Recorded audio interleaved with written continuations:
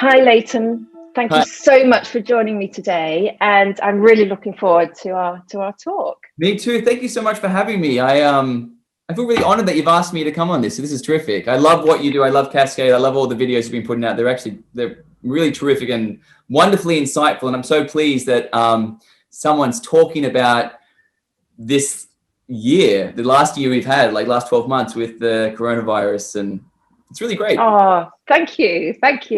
In fact, I'll introduce you, and as you are my bar teacher. Now, most people won't know what a bar teacher is. No, Do you want to try and explain what bar is? I guess bar is a fitness class that really is an amalgamation of ballet, Pilates, yoga, and maybe a little bit of cardio. That basically, I like to think it works out the whole body from top to tail. And it's kind of a combination of aerobic and anaerobic exercise, lots of pulsing, lots of static movements to help you engage your core. I mean, I also find that bar's really good for rehabilitation, any problems, back problems, posture. But you'll have to come into my classes to really figure out. Yeah, I adore my classes, and as a way of introducing, you are also an actor, a busy actor and presenter, and so you kind of have these two sides of you, really, don't you? These which and in your fitness business side, which is called Coach and Sharp. Yep. You are there with your husband Dean, and the two of you. Now, I got to know you for a few years ago through the gym, and that's where the bar class is. And then you beautifully put everything online with the lockdowns, and I know I've said this to you. I think after each session, I WhatsApp you, say you are a godsend because honestly, you get me through it.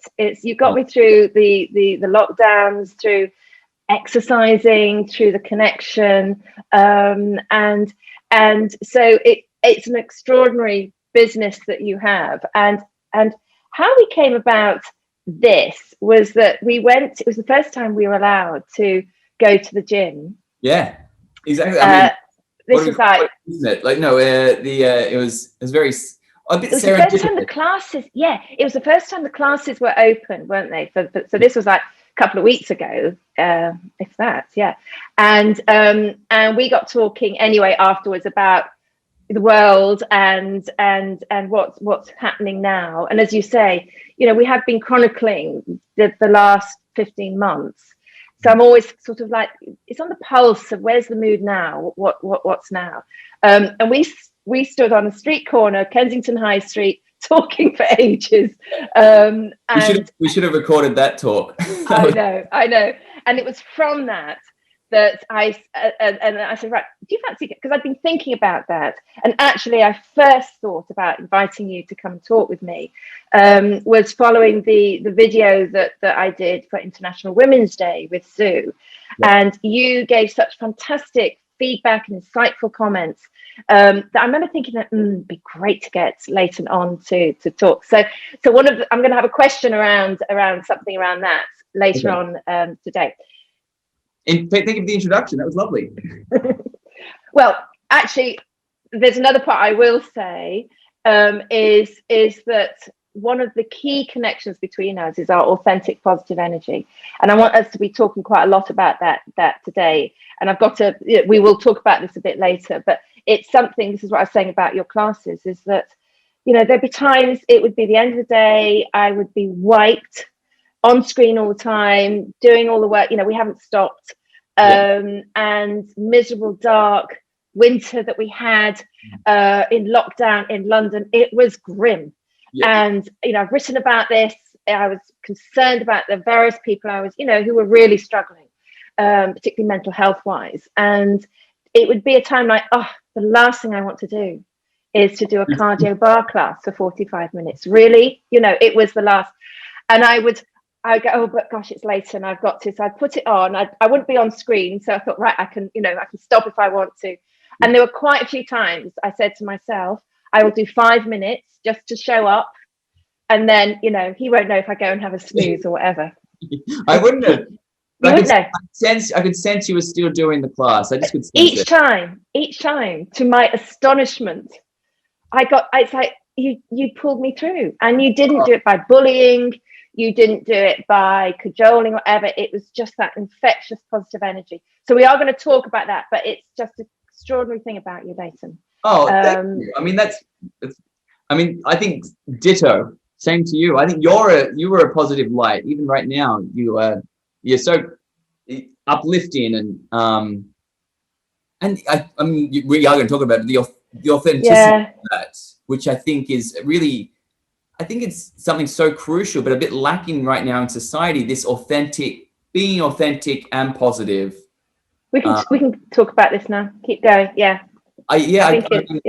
Just with you kind of find, especially me with my line of work with the acting and also with the fitness, you can go online in social media situations and I guess you can compare yourself to other people, and you look at other people and everyone's promoting their things, and it just seems there's something perhaps with certain, I guess, social media accounts and stuff that they appear to be positive, telling you this thing, but I think we can all, we've talked about this before, but we can kind of tell when it's not positive. Yeah, it's forced, isn't it? It's forced, yeah. Yeah, and I think, so the question I was going to ask a bit later, but I'm going to ask us now, because it absolutely is around this, is this is the question. We're both coaches, and fundamental to our teaching style is our authentic positive energy, which inspires and motivates our clients.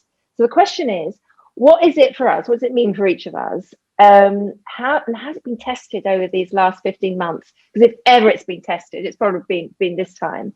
And what have we learned as a result? Yeah, right. Great question. So have a sort of, tell me what you think around that. What is it for you? What is it for you? And as you say, sometimes it's looking at what it isn't, but what is it for you? I think I do think it is tricky to define. It is a feeling, like I think the positivity, it is feeding off other people's energies and then converting that into a way that you can inspire and motivate. And especially with me, I find if I'm around positive people, that really helps me be positive. And if I'm around negative, it's infectious, isn't it? It is infectious. Yeah, it's almost like it's a vacuum of some sort. And I do feel like, because basically when the coronavirus hit, all my fitness business I had to pivot, turn, and put it online, which wonderfully worked out with Coach & Sharp, and it proved to be quite successful, and we managed to develop a great routine and scheduling. But because everything was done online and through Zoom, I lost that human interaction. So in regards to how was it tested over the past 15 months, that aspect that I used to gain from being around people was tricky, because I guess I had to dig deep. But I think the way I learned to combat any of my positivity changing, or I guess becoming smaller, was that it was taking accountability and showing up. I think this idea that I had to show up. I love that. Yeah, if I didn't show up, not that I felt like, and I never felt pressure from anyone. I never felt pressure from clients, but I felt for myself, by showing up and almost maintaining a routine, and helped me, despite the lack of human interaction, the fact that everyone was still online, muted and not saying anything in the classes, I sensed this, as I used to say in my little post, my online community, which is kind of helped. It was just, it's funny how it just changed the way I gathered the energy, almost like a battery. I think that's a fantastic, because all of this is about energy, isn't it? And I think that's a fantastic point.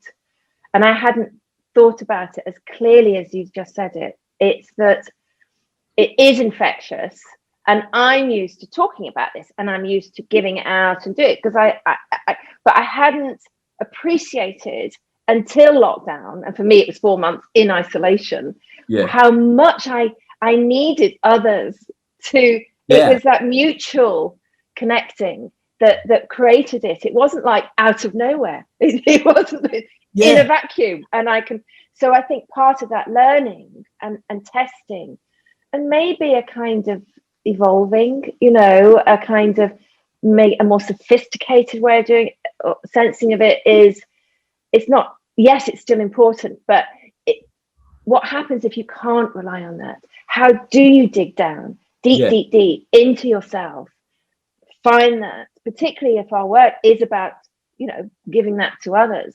It's not like it doesn't matter, it does. So how do we, so it's a kind of more inwards digging down, isn't it? Then it's almost like done on, it kind of, like you said, it's done on the reverse. Instead of going there and going in, we've got to go in and then out. There's a wonderful French word which I talk about with this, and it's la source, and it means like the source, the well. And I always think about something like positive energy is that right deep down inside, it's that deep well, that source, that water that has to come through all the way up and out. And if you're not refilling that well, and you're right, what might have been automatic refilling would be the connecting with people, being with people, the traveling, the cinemas, the theatres, all that stuff that would just refill. And with that gone, that was the real test. How else do you do it? What ways do you do it? And I think I definitely found that even initially when we went online, I would teach an online class and I'd feel so depleted afterwards, just initially. And where I kind of a lot of people say this. End the Zoom and I'd be like that, oh, dead. But then I kind of learned, wait a minute, I don't have to, I can expel the same amount of energy, but just in a different, more, I wouldn't say more intelligent way, but a different way. Because when you do things online or teaching online, it is a very different experience to when you teach in person, which I started teaching in person this past week. And even me trying to, it feels like I'm relearning how to teach in person. So this was another one of my questions, which is that what is the difference? I mean, thank goodness for both of us that we could put our business online. There's an aspect that I couldn't, which I'll talk about, but and I had been doing online remote with some of my international clients for a few years. It wasn't brand new. My goodness, how do I do this? But a lot of my work is in person. And then to have it exclude. So one of my questions is, what is the difference between the two? And what do you miss about, just let's talk about that for a while, because a lot of people are moving, not necessarily from full remote working, but you know, there's an encouragement soon to be going back into the office. What is the difference? I think, well, one, I mean, you're probably similar. I could not commend technology enough. I feel like especially amazing. Even the way we're doing this is just really quite futuristic.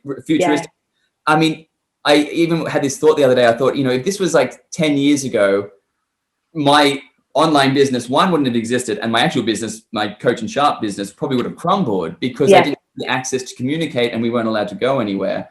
I guess with the online fitness, the main, I guess, pro is that you can teach or you can communicate, have meetings with clients and all that remotely, which is, you know, terrific. And it gives access to, for example, people from all over the country, in Paris, in Nice. We had people from, at one stage, from my home country, Australia. I had people, my sister doing my class. And amazing.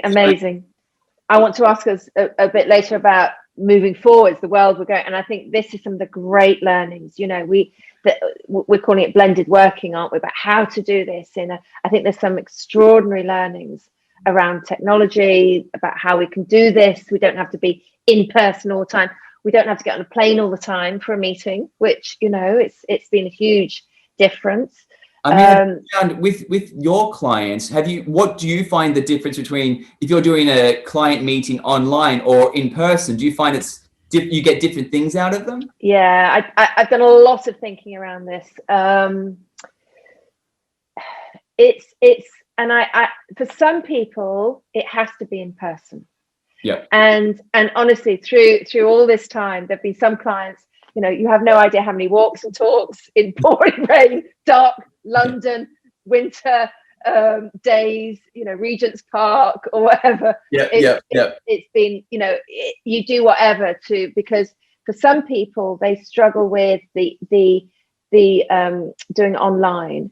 And I've thought a lot about this. And actually, one of my good friends is a psychotherapist, and we've had long discussions about, and we both had online before, but we're both thinking the difference between that online connection and the in-person. What's the difference?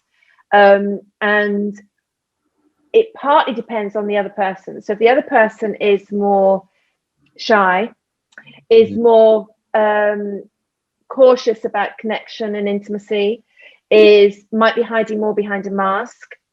It's like, for me as a coach, it's harder to try and get in. It's harder to sort of to make that connection. I can do it, but I have to work. When you said at the end you're white, yeah, I have to up everything. Yeah. To make that connection. And I'm not talking about just nice, I'm talking about that deep connection that I do in my work. So, and issues about trust at the beginning, because, if it's with a corporation, for example, were they being recorded? So lots of stuff around that. Some people, and I forget this, I remember one of my clients that I started with, I think in the first lockdown, and we've never met in person. Really? And we've done such extraordinary, fantastic work. She's been promoted. And I think we suddenly went, oh, we've never, because it made no difference whatsoever. Yep. So I think it's very much about for me, it's the client. It's like, how at ease are they? Sometimes there's the issue about they were on screen all the time with their people. Did they really want, this was their time? Do you know what I mean? So it's stuff like that. So there's been a mixture. I think with the in-person, there are things that can't be done very easily unless you have great skills. So one of the key things I'm saying about all this is you have to have great skills and you have to up them. Does that make sense? Which has been a fantastic training ground, yeah. But what I found is what I call courageous conversations. So it's like those, either having to have difficult conversations with one of your reports or whatever it is, or there might be some of the politics that you need to quietly talk behind. So things like that are difficult. It's those nuances, it's the chemistry, it's that. And then the big, as I was thinking about this question, the big thing is teams, because a core part of my work was working with leadership team development over time, and it was a massive part of my work for years. And then suddenly last February, that was it. There's no more. And I have missed it enormously. Yes. And I played with trying to do it on, and you can, and I know, but again, because I think of the magic, what you really create in that special in-person. And essentially, when you do go online, especially probably in a team thing, you do remove senses such as touch and smell and things like that. You kind of, even though it's probably sounds a little bit bizarre, kind of thinking that those things would be such a imperative to the team situation, but even like a handshake, massive, and people picking up from each other. So because teamwork, it's one of my, I love it so much, and I I've been doing it for many years. So, and I've actually already been booked for 21st of June for a big team build. Yeah. Touch wood that we get there, but we will. But I think this is going to be a massive thing going forward. I think people are really recognizing the need for that. It's been very individual. So our next question, Leighton, is how do we think our world is going to change and evolve following this pandemic experience? How do you think it's going to change and evolve? And we've sort of talked about where we've talked about how we are and what's been going on now, but what's our sense of moving forward? Well, I think it's really interesting because especially as being based in London, a lot of our restrictions have began to lift. So it's kind of this weird dichotomy whereby I assumed, perhaps incorrectly, that as soon as the curtain came up and we were allowed to leave, we'd all race out as fast as we could and get back into the gym, back into restaurants, back into cinemas. But it does seem like everyone's slowly creeping out. So there is this bubbling excitement, but then also this cautiousness, which is which wasn't there last year, was there? Every time there was a lockdown, we had 2 lockdowns. It was like, hallelujah, we're out. Yeah, so around the blended working, and I was thinking around this and the going forwards, and it's going to be, what is this new world we're going into? What will it look like? And thinking about the lessons and the learnings around these 15 months of a pandemic. And what I'm kind of going to say, I'd love to say will apply to everyone. I'd love to say that everyone will have woken up. Everyone will have kind of really done lots of thinking, reflecting, learning, changing behaviors. And we're going into this brave new world where everything's going to be perfect. And of course, no. But, and this is where the hope lies for me, I do have this deep sense that enough people will have woken up. Yeah. And I'm seeing it. This isn't, I'm seeing it, I'm reading it, I'm hearing it, I'm watching it, that there's enough people that have woken up. And because it's gone on for 15 months, I even got myself, and talk about positive energy. And sometimes I despair of I think, really? It's like, stop. My son says, stop finding the silver lining in everything. And sometimes I go, really? Do I have to? But I caught myself thinking, well, actually, it's probably just as well that we had that extra 4 months lockdown.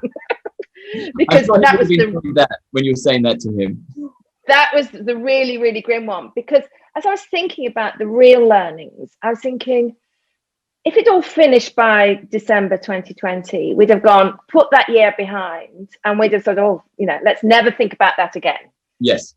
Turn our back on it, and then everything reverts to normal. And because we couldn't, and I'm talking about London here, and of course the world isn't safe yet, and also a lot happening, yeah. So it's not like it can all just be, pushed under the carpet.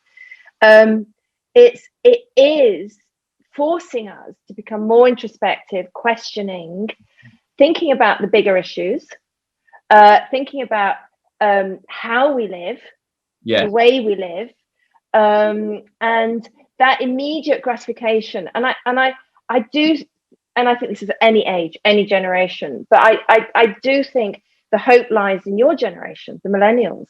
My son is a millennial. And you are sort of coming into your power, coming into your voice. You're sort of not just, young men and women, and you're still, but do you know what I mean? You're coming into a sense of responsibility. And everyone always despaired of the millennials, saying, oh, it's all about entitlement and immediate gratification and filling it with noise and social media. And I think these 15 months, I'm seeing so many who have been forced to pause and question and wonder, think about politics, think about the environment, think about values, think about things that would have been sort of a nice idea, but I'm just distracted. And I find this so exciting. But I want to focus on you as a man, and not necessarily your own experience, but observation of kind of how you see it different from for your generation. As men, what's different to whether it's here or anywhere, what's different? Well, I do feel like, especially in the news today, as part of mainstream media, is this talk of toxic masculinity. And I feel that the millennials, we have started to at least address mental health for men, because funnily enough, men do suffer from mental health as well as women, but it is still such a taboo topic to even talk about. I kind of feel, especially being part of like another the LGBTQI plus community, in many work situations, there is, I guess, perhaps this parochial attitude towards the alpha male pact mentality that still does need to be broken down. So in regards to your question, like how are we different? How are we changing? I do think we are pushing the idea of men's mental health to the forefront, but I do still think there's a lot more that can be done. A good friend of mine, bless his cotton socks, he was at the Apple store the other day, and I'm sure you won't mind me telling this story, but he said, say his name, his MacBook was broken. And I think he was just having a bit of a bad day. And right now, everything does seem quite heightened because of people are stressed. Anyway, basically, the lovely man at the Apple store said, I don't think I don't think we can save your MacBook. It is broken. And he said he just burst into tears. Now, Oh. he's a 6'2" beautiful man, and just started crying. And he said the man at the Apple counter didn't know what to do. And he even said to me, he goes, I just don't think when a man cries, people know what to do. It's like there's a giraffe in the room. Men showing vulnerability, I think I agree. It still has to become more. Absolutely. I think that's absolutely so important. It certainly, I think what the pandemic has done for both men and women is that ability to feel the vulnerability and show it. It's actually been a survival skill. Yeah. It's like, because if you don't and you just stay isolated, then that's when the real problems have manifested. Yeah. So many of us have been forced really to show more. Certainly I have. That we do need each other, and that's been joyous actually.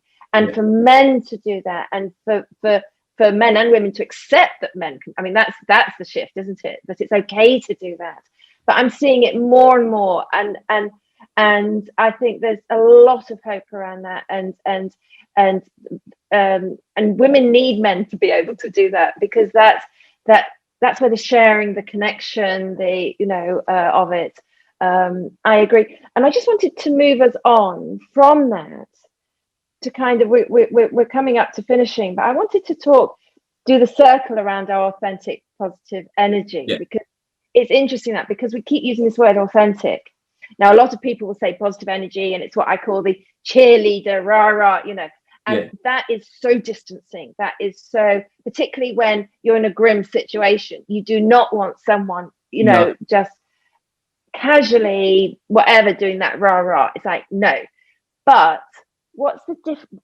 It's like there's a beautiful connection between recognizing the vulnerability, being real, and then through that, maybe it's I'm exploring, aren't I? Any thoughts around that? Well, if I'm to be honest, I do think it just kind of came to me then, but I kind of believe one of the main, I guess, components of allowing for authentic positivity is, as someone that is authentically, I'd like to think authentically positive. You are really.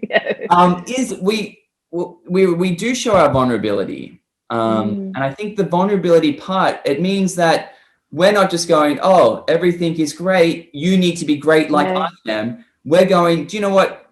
Times are tough, but I'm picking myself up.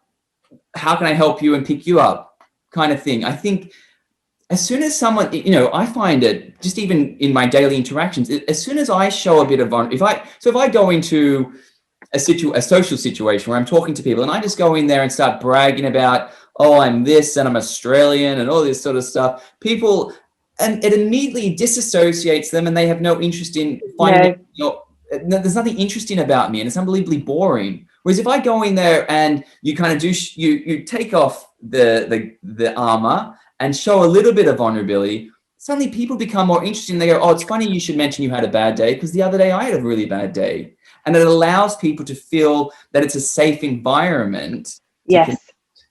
And there's hope, because if we show that, sometimes life sucks and we're going through a bad time, but we don't get stuck in there.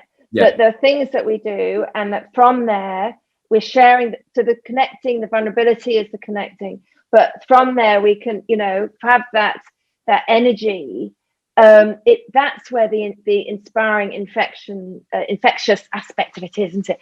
And I actually, it was late last night. I was thinking, what is, we talk about this, what really is it? So this is what I wrote.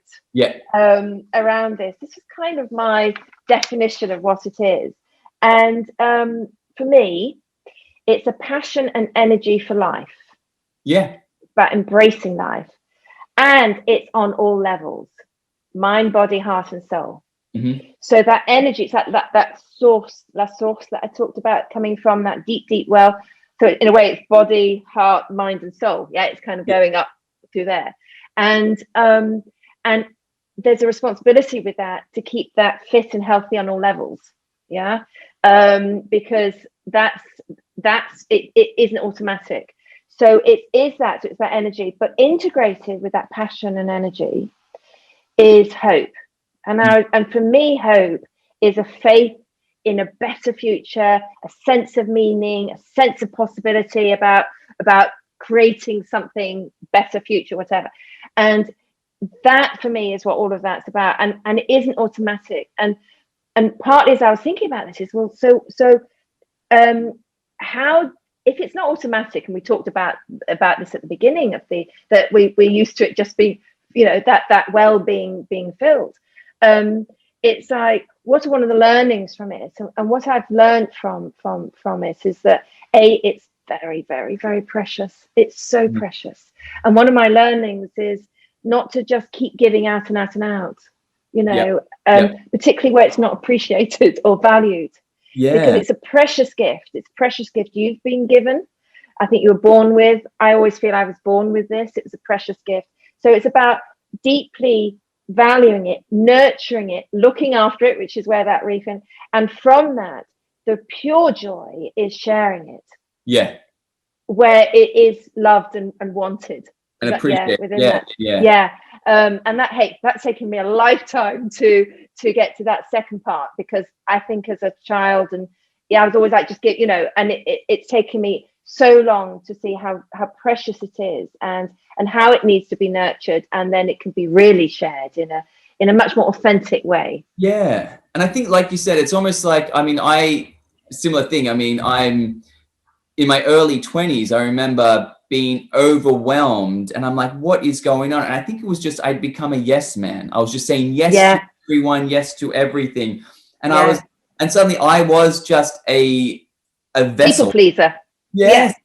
And so I kind of think, especially in these last 15 months, I've learned it's actually okay to say, no, I'm not going to be able to go to that party tonight. But have an amazing time. And if I'm just honest, because I think, especially in my 20s, I would say yes to things. And then when it was started becoming bubbling up, I would pull out last minute or something like that. And I'm like, and it was just because I shouldn't have said yes in the first place. I listened to it on a podcast the other day. I can't remember who it was, and they said, it's okay to not give an answer straight away. Oh, I like that. It's okay. Really hard for people pleasers, because we're conditioned to say yes. Whereas actually, if it's just the boundary, the pause, and choosing to say yes. Exactly. No. There you go. And that's true. Really nice. Because I am like, we're probably similar. I'm so used to going yes. As soon as someone asks me something, I just say yes. I take credit. And I'd like to take credit for that, that it's okay to have a moment. You don't need an answer straight away, but it wasn't mine. But I did read it, and it did really resonate with me, because even in emails, my knee-jerk reaction sometimes is just to write back, yes, I'll be there. Yes, I can do this. Yes, you want that. Whereas it's actually okay to write, thank you for your email. Can you just give me a moment, and I'm going to have a think about it. Yeah. I love that, because I think that really is where the positive energy starts to become really authentic, not just authentic for others, but authentic to ourselves. Yeah. Because what we start to include in that love and that connection and the joy and the giving is that we start to include ourselves in that. Yeah. And instead of for years, the giving, it's like, oh yeah, I matter too. Yeah. And giving that, and then that's when it becomes really very joyous, because we are giving to ourselves, and from that place, that's where it really is authentic. The positivity and the everything that we give. Leighton, it has been a pure joy. Honestly, it's like I knew it would. It's been wonderful. You are. It's funny, because we've talked a lot more about the positivity than I thought we would, but it is our real connection. And of course, where we really connected was through dance, through bar. That's where we first met. Exactly. It was like 6 years ago or 5. I can't even remember. I think it was. I know. And I don't think that's a coincidence, because the fact that we both love dance and what it means, and that connection. So I'm just that connection, because I've taught so many people over the years, and me and you we've always kind of like ships in the night, but now we've kind of met. I know. Absolutely wonderful. Thank you so much for doing this. Really, you are such a busy person, and you are brilliant at what you do. Honestly, I always give you feedback how amazing you are. And this is from one coach to another. I know how brilliant you are, as well as a fantastic actor. So thank you so much for taking Thank you very much. The check's in the mail for that compliment. Thank you. Oh, thank you. Thank you.